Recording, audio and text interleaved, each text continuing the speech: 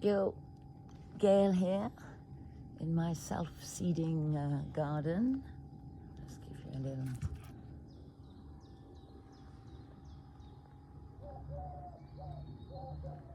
And yes, that's an olive tree. And here we go. So this is lesson 66 of A Course in Miracles.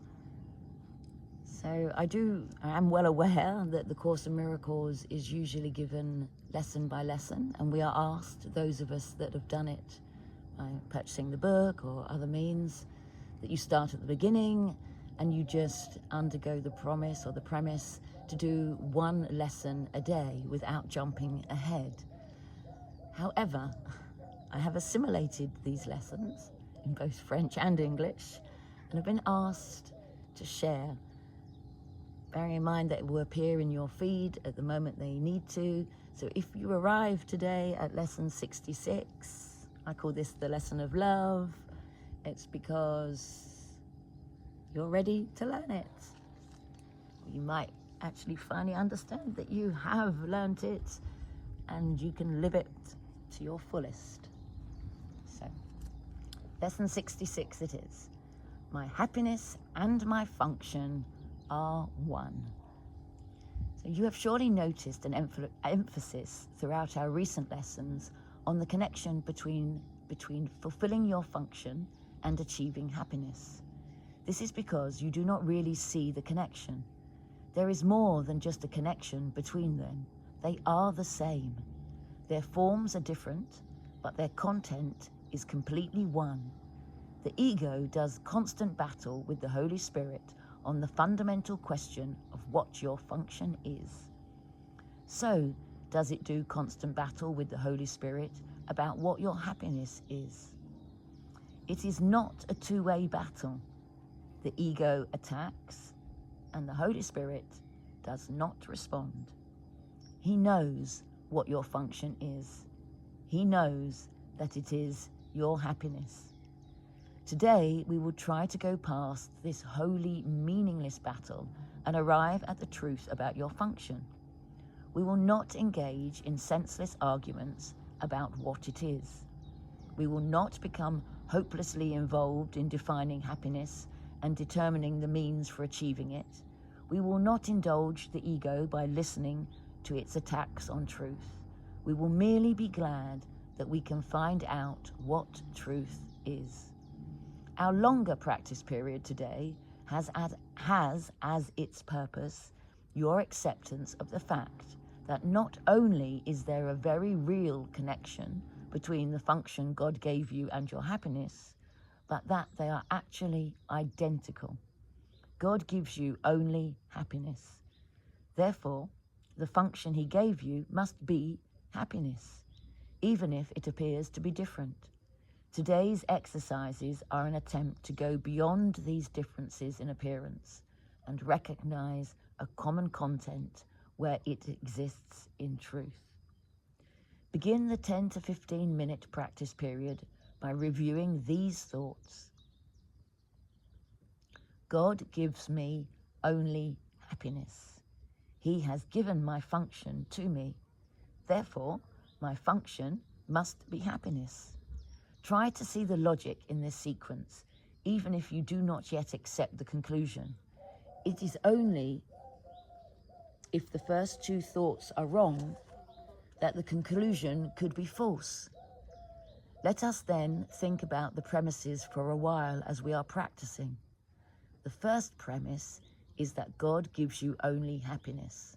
This could be false, of course, but in order to be false, it is necessary to define God as something he is not. Love cannot give evil, and what is not happiness is evil. God cannot give what he is not, what he does not have, and he cannot have what he is not. Unless God gives you only happiness, he must be evil, and it is this definition of him you are believing if you do not accept the first premise. The second premise is that God has given you your function. We have seen that there are only two parts of our mind. One is ruled by the ego and is made up of illusions. The other is the home of the Holy Spirit, where truth abides. There are no other guides but these to choose between, and no other outcomes possible as a result of your choice, but the fear that the ego always engenders, and the love that the Holy Spirit always offers to replace it. Thus, it must be that your function is established by God through his voice, or is made by the ego which you have made to replace him. Which is true? Unless God gave you your function, it must be the gift of the ego. Does the ego really have gifts to give? Being an illusion and offering only the illusion of gifts. Think about this during the longer practice period today. Think also about the many forms the illusion of your function has taken in your mind, and the many ways in which you tried to find salvation under the ego's guidance. Did you find it? Were you happy? Did they bring peace to you? We need great honesty today. Remember the outcomes fairly, and consider also whether it was ever reasonable to expect happiness from anything the ego ever proposed. Yet the ego is the only alternative to the Holy Spirit's voice. You will listen to madness or hear the truth. Try to make this choice as you think about the premises on which our conclusion rests. We can share in this conclusion, but in no other, for God himself shares it with us. Today's idea is another giant stride in the perception of the same as the same and the different as different. On one side stand all illusions, all truth stands on the other. Let us try today to realize that only the truth is true.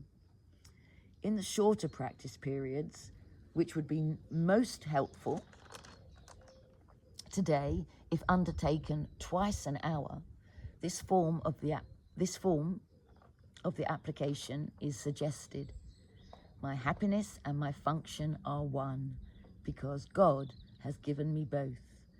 It will not take more than a minute, and probably less, to repeat these words slowly and think about them a little while as you say them. My happiness and my function are one, because God has given me both.